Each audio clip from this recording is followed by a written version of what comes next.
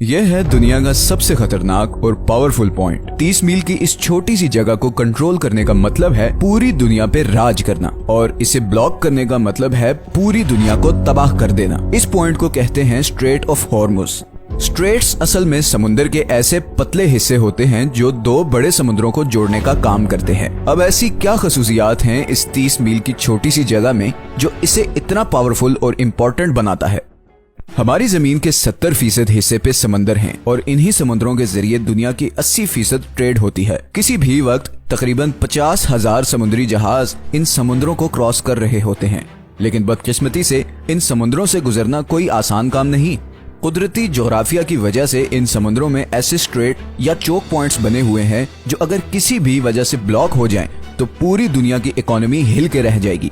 यही हुआ था मार्च 2021 में, जब एक कार्गो शिप सुएज कनाल में 6 दिनों के लिए फंस गई थी और पूरी दुनिया को $10 बिलियन का नुकसान उठाना पड़ा। इसके अलावा भी दुनिया में बहुत से चोक पॉइंट्स हैं, जैसे कि पैनामा कैनाल जो पैसिफिक और अटलांटिक ओशन के दरमियान ट्रेड को कंट्रोल करती है, केप ऑफ गुड होप जो पूरे अफ्रीका कॉन्टिनेंट की ट्रेड फ्लो कंट्रोल करता है, स्ट्रेट ऑफ जिब्राल्टर जो कि मेडिटेरेनियन और अटलांटिक सी के दरमियान ट्रेड कंट्रोल करता है, डेनिश स्ट्रेट बाल्टिक और नॉर्थ सी के ट्रेड को कंट्रोल करता है, टर्किश स्ट्रेट मेडिटेरेनियन और ब्लैक सी के दरमियान ट्रेड कंट्रोल करता है, और आखिर में स्ट्रेट ऑफ मलाक्का जो पैसिफिक और इंडियन ओशन की ट्रेड कंट्रोल करता है। लेकिन इनमें से कोई भी पॉइंट इतना डेंजरस और इम्पोर्टेंट नहीं जितना स्ट्रेट ऑफ हॉर्मुज है, और इसकी वजह यह है कि पर्शियन गल्फ और गल्फ ऑफ ओमान को कंट्रोल करने का ये वाहिद रास्ता है, और यहीं से सारे समुद्री जहाज निकल के पूरी दुनिया में जाते हैं। अब पर्शियन गल्फ बहुत इंपॉर्टेंट जगह है क्योंकि 8 कंट्रीज अपनी कोस्ट लाइन इसके साथ शेयर करते हैं, जिसमें ईरान, इराक, कुवैत, सऊदी अरब, बहरीन, कतर, यूएई और ओमान शामिल हैं। इनमें से 4 मुल्कों के लिए बाकी दुनिया से कनेक्ट करने का वाहिद रास्ता ही स्ट्रेट ऑफ हॉर्मुज है। अब अगर आप मिडिल ईस्ट के बारे में थोड़ा भी जानते हैं तो ये तो आपको पता ही होगा कि मिडिल ईस्ट की पहचान उनका तेल है। ये तेल आज भी हमारी दुनिया का सबसे बड़ा एनर्जी सोर्स है। पूरी दुनिया की 33% एनर्जी कंजम्पशन तेल से होती है, चाहे वो ट्रांसपोर्ट के जरिए हो जैसे कि गाड़ी, ट्रेन, जहाज या फिर बिजली बनाने वाले पावर प्लांट्स। इन तमाम सेक्टर्स में 70% ऑयल इस्तेमाल होता है। अब ऑयल का मसला ये है कि ये दुनिया में बहुत कम जगहों पर पाया जाता है।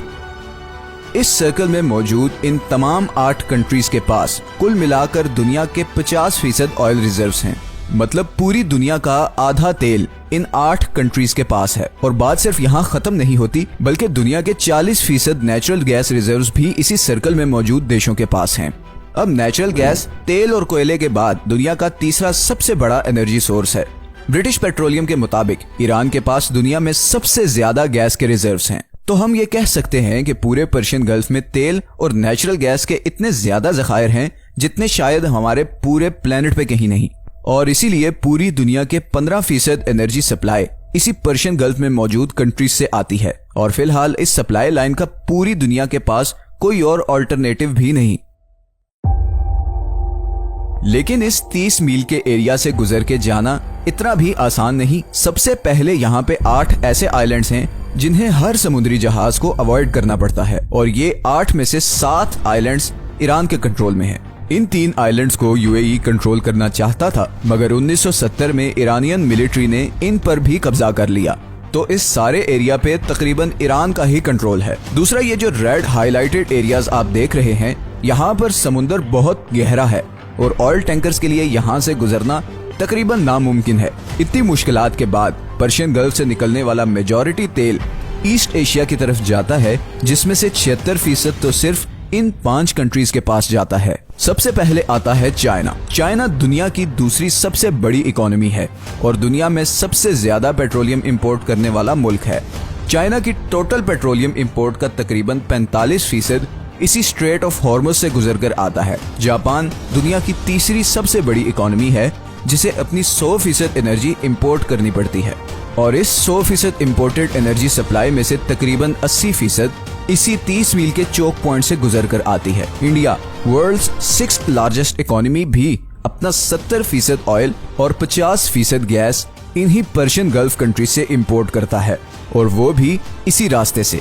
इसी तरह साउथ कोरिया जो कि दुनिया की 10th लार्जेस्ट इकोनॉमी है, अपना 70% तेल इन्हीं पर्शियन गल्फ कंट्रीज से टैंकर्स के थ्रू इंपोर्ट करता है, जो उसी 30 मील के स्ट्रेट ऑफ हॉर्मुज से गुजर के आते हैं। तो अगर ये 30 मील की छोटी सी जगह किसी भी वजह से लंबे अरसे के लिए ब्लॉक हो जाए तो दुनिया की दूसरी, तीसरी, छठी और 10वीं इकोनॉमीज बिल्कुल कोलैप्स कर जाएंगी। और इसी तरह पर्शियन गल्फ में मौजूद इन तमाम 8 कंट्रीज का सोर्स ऑफ रेवेन्यू भी खत्म हो जाएगा और एज अ रिजल्ट पूरी दुनिया में एक जबरदस्त इकोनॉमिक क्राइसिस आ जाएगा। इसीलिए ये जगह दुनिया का सबसे खतरनाक और इम्पोर्टेंट चोक पॉइंट है और इसीलिए दुनिया के सारे सुपर पावर कंट्रीज की इस पे कड़ी नजर होती है। अमेरिका ने भी इसीलिए यूएई, ओमान, इराक, सऊदी अरब और बहरीन में दर्जनों मिलिट्री बेसिस बनाई हुई हैं ताकि वो ईरान पे नजर रख सके और ऑयल की स्मूथ सप्लाई को यकीनी बना सके। दूसरी तरफ ईरान पहले ही किसी भी जंग की सूरत में कई दफा ये स्ट्रेट ब्लॉक करने की धमकी दे चुका है और अगर ऐसा हो गया तो न सिर्फ ग्लोबल इकोनॉमी हिल के रह जाएगी बल्कि ऐन मुमकिन है कि वर्ल्ड वॉर 3 की भी शुरुआत हो जाए। अगर आपको ये वीडियो पसंद आई है तो इसे लाइक और चैनल को सब्सक्राइब जरूर कर दें और अगर आपके पास कोई सजेशंस हैं तो कमेंट में जरूर बताएं। हमने अभी बहुत से इंटरेस्टिंग टॉपिक्स पर वीडियोस बनानी है तो आपकी सपोर्ट बहुत जरूरी है। अपना ख्याल रखिएगा, मिलते हैं नेक्स्ट वीडियो में।